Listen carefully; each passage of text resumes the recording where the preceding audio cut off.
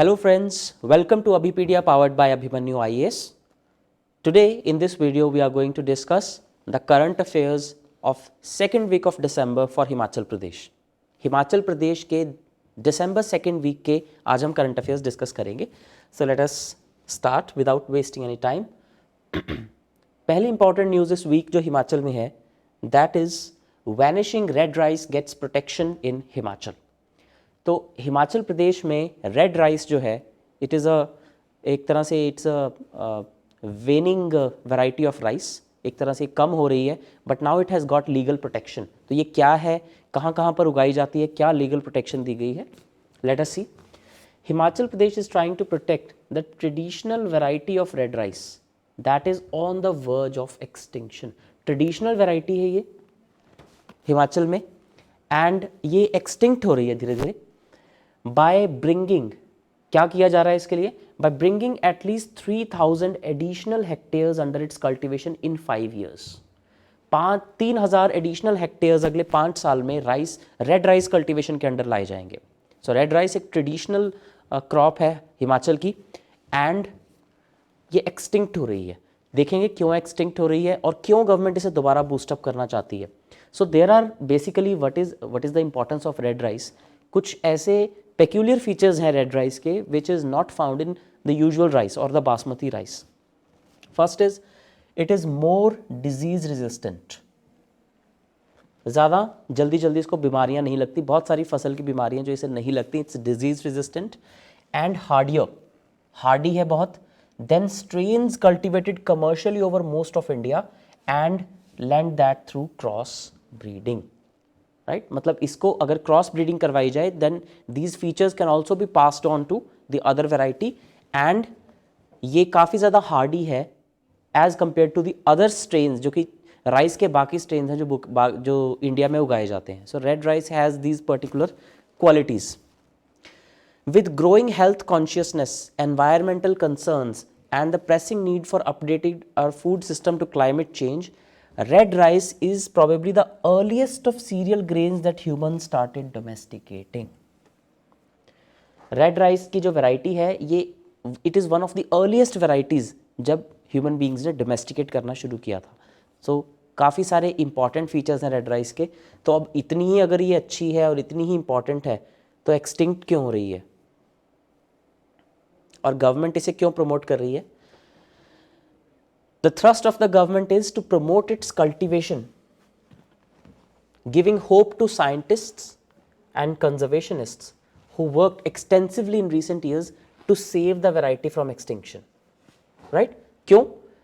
इस टाइम पे जो राइस है ये 1100 हेक्टेयर्स में उगाई जा रही है, largely on the banks of Pabbar River, a tributary of the Yamuna River in Chohara Valley in Upper Shimla. काफ़ी इंपॉर्टेंट है ये. अभी के लिए सबसे ज़्यादा जो रेड राइस वैरायटी है वो हिमाचल में कहाँ पे ज़्यादा उगाई जाती है, on the banks of Pabbar which is a tributary of Yamuna river in Chauhara valley in upper Shimla. इसके अलावा भी in some stretches of Kullu and Kangra. तो शिमला, कुल्लू, कांगड़ा ये 3 डिस्ट्रिक्ट हैं जहाँ पर थोड़ी बहुत कुल्लू और कांगड़ा में थोड़ी बहुत इसकी कल्टिवेशन होती है और अपर शिमला में सबसे ज़्यादा रेड राइस उगाई जाती है. इसकी जो एनुअल प्रोडक्शन है हिमाचल में that is around 10,000 quintals, around 10,000 quintals. और इसकी यील्ड भी काफ़ी अच्छी है, average 8 to 10 quintal per hectare. एक और बहुत अच्छी बात, it is flood resistant. It can be grown in flooded fields. Why? Because rice की ये पेक्यूलियर क्वालिटी है that it requires a lot of water for cultivation. तो फ्लडेड फील्ड्स में उगाई जा सकती है जहाँ पर बाकी कई वैरायटीज़ जो हैं वो रॉट हो जाएंगी, वहाँ पर ये वैरायटी अच्छे से उग सकती है. तो इन्हीं सब रीजंस की वजह से डिजीज़ रेजिस्टेंट है, फ्लड रेजिस्टेंट है, राइट. इसमें न्यूट्रिशनल वैल्यूज़ बहुत अच्छी हैं. That was the reason why many conservationists and scientists are trying to revive it. तो इसका ट्रेडिशन क्यों कम हो रहा है? बेसिकली जो गवर्नमेंट पॉलिसी है वो इस तरह की रही है इंडिया में पिछले काफ़ी देर से, that there are certain crops that are rewarded. For example जो MSP सिस्टम है it rewards only 23 crops in the entire India. तो जो फार्मर्स हैं वो उस तरफ ज़्यादा अट्रैक्ट हो जाते हैं. They start growing those crops of which they are sure of getting a minimum support price, और ये उस मिलियो में नहीं आती है, that's why it gets neglected. Red rice production is declining as most farmers have turned to lucrative cash crops. तो ये इसका मेजर रीजन है, राइट? तो अब इसका जो टारगेट है वो रखा गया है around 4,000 hectares of land under cultivation in 5 years that will produce 40,000 quintals of red rice, right? तो ये इसका टारगेट रखा गया है, और इसको लीगल प्रोटेक्शन अब क्या दी गई है, लेट अस सी फाइनली इसको लीगल प्रोटेक्शन क्या दी गई है. The state is trying to get it registered under the Geographical Indications of Goods Registration and Processing Act, यानी कि सिंपली सेइंग इसको GI टैग के लिए कंसिडर किया जा रहा है. इसी वीकली करंट अफेयर्स क्लास में हमने पिछले से पिछले वीक डिस्कस किया था कि कैसे हिमाचल में 5 ऐसे प्रोडक्ट्स हैं जिनके लिए GI tag Himachal government is trying to get. अब उसी में एक और चीज़ ऐड हो गई है which is the red rice, right? तो इससे होता क्या है, it would protect the rights of the farmers and enable them and others to market the product around the world. GI tag जब मिल जाता है उसके बहुत सारे फायदे होते हैं. आप उसको एक्सक्लूसिवली मार्केट कर सकते हैं, एक्सक्लूसिवली बेच सकते हैं, you can set the prices, you can get the benefits. तो इकोनॉमिकली भी कल्चरली भी दोनों तरह से GI tag serves a place. तो ये इससे फ़ायदा होगा. So what is the legal protection that the government is trying to get? It is the GI tag. इससे एक यूनिक जोग्राफिकल ओरिजिन इसका आ जाएगा कि हाँ ये कुल्लू, किन्नौर और अपर शिमला वाले एरियाज़ में बेसिकली हिमाचल को इसका GI टैग मिल जाएगा. 2013 में it became the first crop variety of the state to be registered under the protection of plant variety and farmer rights act 2001. 2013 में जो रेड राइस थी ये पहला ऐसा प्रोडक्ट बना जो इस पर्टिकुलर स्टेट लॉ के अंडर प्रोटेक्टेड डिक्लेयर किया गया. तो एक्सपर्ट्स का ये मानना है कि रेड राइस जो है ये गिफ्ट भी की जाती है, like poli is gifted on the occasion of happiness. तो ये थोड़ा सा कल्चर से रिलेटेड एस्पेक्ट है. हिमाचल में ये फसलें गिफ्ट भी की जाती हैं, तोहफे में दी जाती हैं, like poli is gifted on occasion of happiness like marriages, religious ceremonies and child birth, and पथ is gifted to a sick person, and sattu on the occasion of sorrow. तो ये कुछ इस तरह के ट्रेडिशनल वैरायटीज़ हैं खाने पीने की चीज़ों की जिन्हें किसी न किसी ओकेजन पर गिफ्ट किया जाता है as per the culture of Himachal. तो उसी तरह से रेड राइस जो है ये भी काफ़ी सारे लोकल जो ट्रेडिशंस हैं उसके अंडर इसको गिफ्ट किया जाता है. कम्युनिटी किचन्स, यानी कि जब भी हिमाचल में भत खाई जाती है तो कम्युनिटी किचन्स में भी ये सर्व किया जाता है, रिलीजियस ओकेजन्स पे भी सर्व किया जाता है, and is considered very useful for pregnant women and children. यानी कि ना सिर्फ इसके साइंटिफिक बेनिफिट्स हैं, इसके कल्चरल सिग्निफिकेंस भी बहुत है. तो हमने किया कि red rice is a traditional variety. Traditional का मतलब कि ट्रेडिशन, रस्म रिवाज के हिसाब से ये इन चीज़ों के लिए हिमाचल के कल्चर में शुरू से यूज़ की जाती रही है. So there are plenty of reasons why this variety should be given GI tag and why it should be given legal protection, right? और सबसे ज़्यादा जो कन्विंसिंग फैक्टर है, साइंटिस्ट का ये कहना है कि अगर ये उगाई जाती है तो it fetches 4 to 5 times higher prices than the normal white rice. पर क्योंकि एक बस जिसको कहते हैं कि एक भेड़ चाल है, that farmers are growing only those crops which are under the MSP system. तो ये एक इंपॉर्टेंट आपकी एग्रीकल्चर और इकोनॉमी के पॉइंट ऑफ व्यू से न्यूज़ हो जाती है. Next important news from environment and ecology. एक रेयर एनिमल स्पॉट किया गया है स्पीति वैली में. In Spiti valley of Himachal Himalayan sero has been spotted. It's a goat antelope, Himalayan sero. तो ये इमेज आप यहाँ पे देख सकते हैं. This is Himalayan sero. तो looks like buffalo, थोड़ा सा गोट की तरह दिखता है. इसका जो फेस है it looks like a goat और 2 इसके हॉर्न्स होते हैं. So this is Himalayan sero. तो Himalayan sero के बारे में देखते हैं. It's a goat antelope sighted and captured by the state wildlife wing for the first time in Spiti Valley. तो कहाँ पर साइट किया गया है? स्पीति वैली में साइट किया गया है. It's a near threatened variety है ये, and it had almost disappeared. काफ़ी सालों बाद इसको साइट किया गया है. ये माना गया था कि अब तो ये ख़त्म हो चुका है, एक्सटिंक्ट हो चुका है. कहाँ पर इसको किया गया? Hurling village in Spiti valley of Lahaul Spiti district, right? तो सबसे इंपॉर्टेंट जो इसके बारे में बातें हैं वो क्या है? It is included under the Wildlife Protection Act 1972 and its hunting is prohibited. Extinct हो चुका है, तो जब extinct हुआ होगा उससे पहले endangered, critically endangered. So at that time its hunting was prohibited. Hunting इसकी शिकार बंद कर दिया गया था. And it is protected under the Wildlife Protection Act 1972. Now the most important part is this. इसका IUCN status क्या है? यानी कि international union for conservation of nature, IUCN पे इसका स्टेटस क्या है? It is endangered, EN. This is the status of this Himalayan animal. So इसका IUCN स्टेटस क्या है? वाइल्ड लाइफ प्रोटेक्शन एक्ट में this is there. It's a near threatened species as far as Himachal is concern and it is the type of animal is goat antelope. और ये कहाँ पर sight किया गया है? In the Lahaul Spiti district. इससे पहले ये कहाँ पर साइट किया गया था? It was earlier spotted eight great Himalayan national park Kullu and in Chamba district. तो लास्ट टाइम बहुत साल पहले जब भी ये आखिरी बार देखा गया था तो great Himalayan national park Kullu में और चंबा जिले में 2 जगह पर ये देखा गया था. तो इसका जो हैबिटेट है जनरली वो डेंस फॉरेस्ट रहते हैं एंड इट्स अ शाई एनिमल. शाई एनिमल यहाँ पे हमें क्यों पता होना ज़रूरी है? Because it reduces man animal conflict. It reduces man animal conflict.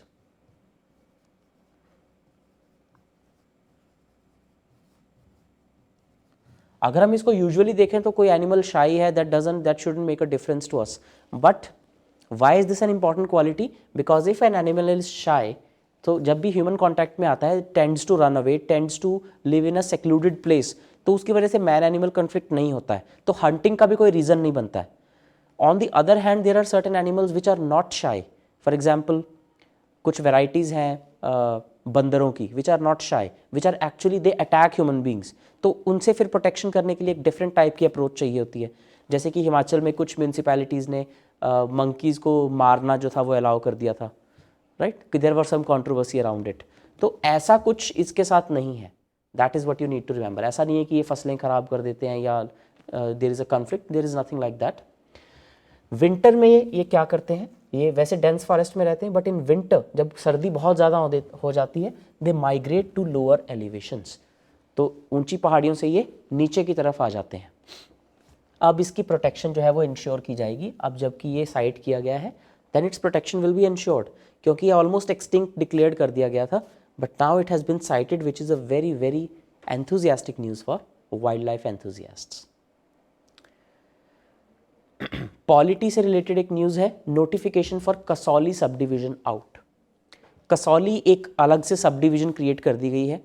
तो पॉलिटी पर्सपेक्टिव से जब भी हम स्टेट का स्ट्रक्चर करते हैं, how many districts are there, how many division sub divisions are there, तो ये ज़रूरी हो जाता है. So now the state government has issued a notification for Kasauli sub division which has been created by including 12 Patwar circles of Kasauli Tehsil and as many of the sub Tehsil of Kishangarh that was part of existing Solan subdivision. तो Solan district में ये आता है और अब कसौली को अलग से एक सब डिवीज़न बना दिया गया है जिसमें 12 सर्कल्स कसौली तहसील के और 12 सर्कल्स किशनगढ़ तहसील के इसमें इंक्लूड कर दिए गए. इतनी डिटेल में हमने नहीं जाना, वो जस्ट नीड टू नो कि एक नई सब डिवीज़न बनी है, वो किस डिस्ट्रिक्ट का पार्ट है.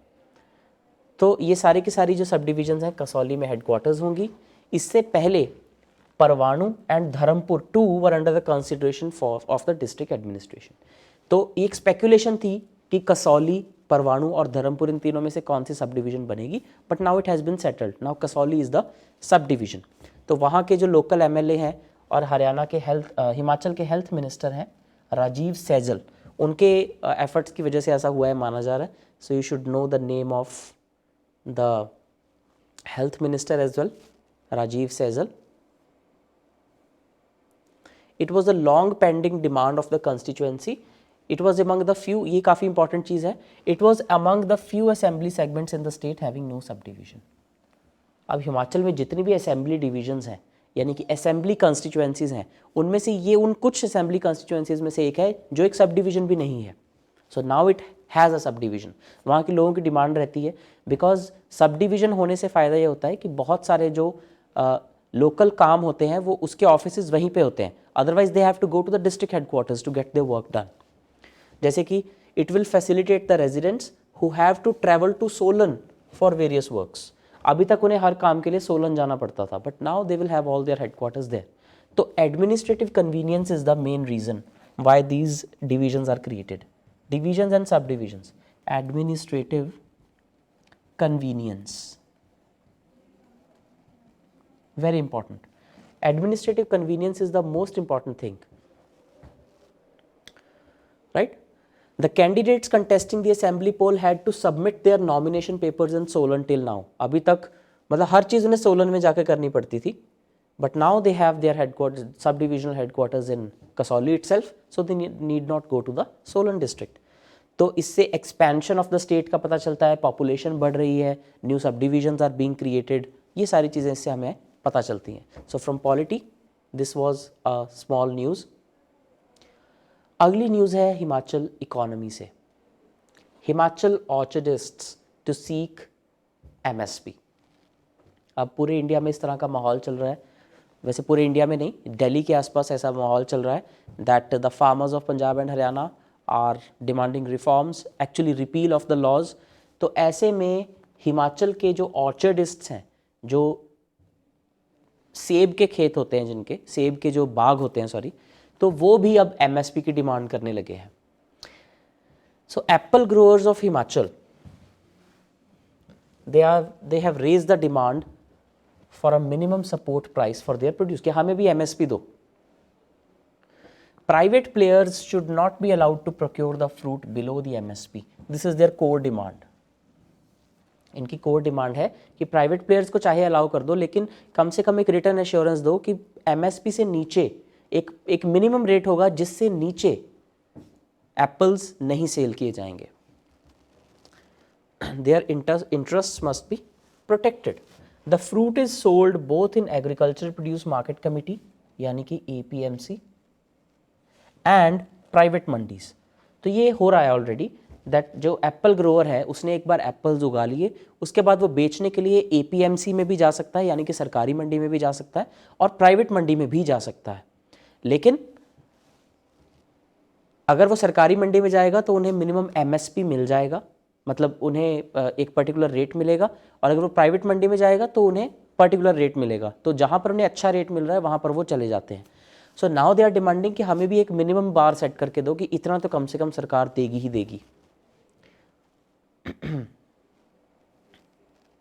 The multiple sale options are ensuring good remuneration. The concern क्या है इनका? If APMCs go out of business,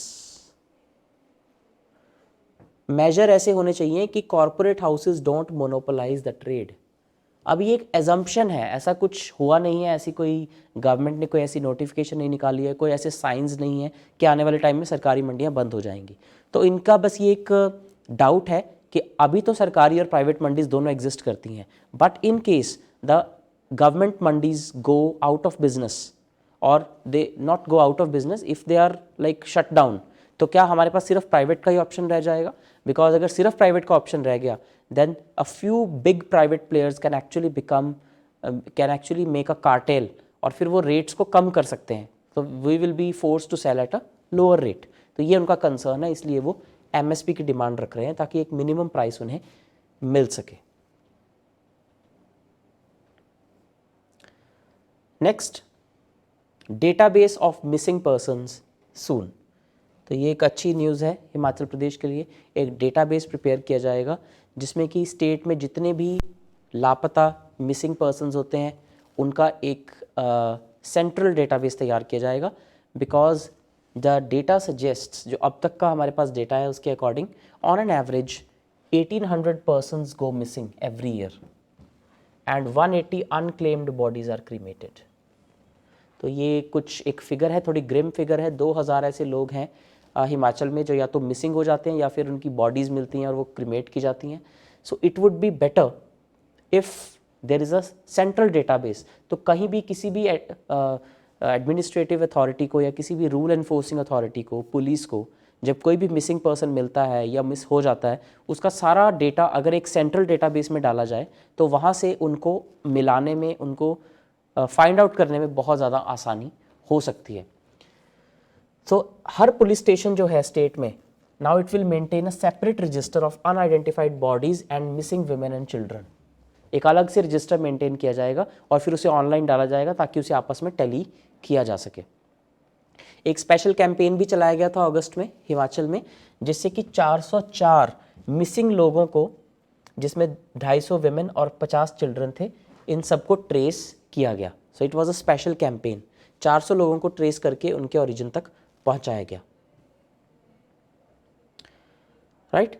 तो ये जो रिकॉर्ड है ये जनवरी 1 से एक नए रजिस्टर में रिकॉर्ड होना शुरू हो जाएगा। It's a good initiative by the Himachal government.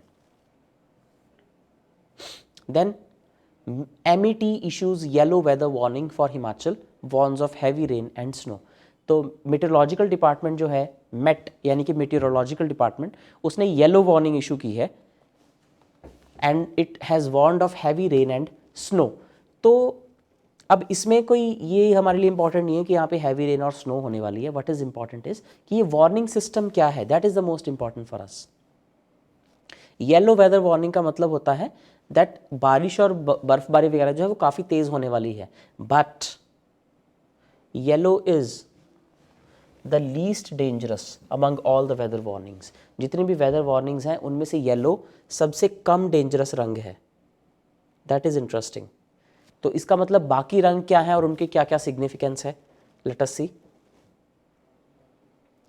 पहली बात तो कौन इशू करता है कलर कोडेड वार्निंग्स?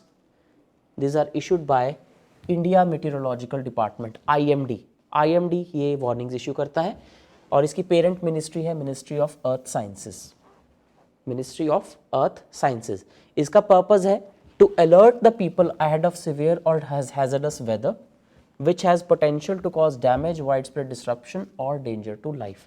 कोई भी खतरनाक वेदर इवेंट होने वाला है, साइक्लोन आने वाला है, तूफान, चक्रवात, सुनामी, बारिश, बर्फबारी, कुछ भी ऐसा होने वाला है तो उसकी वेदर फोरकास्टिंग पहले ही उसके बारे में बता देना। That is the importance of this particular coding system.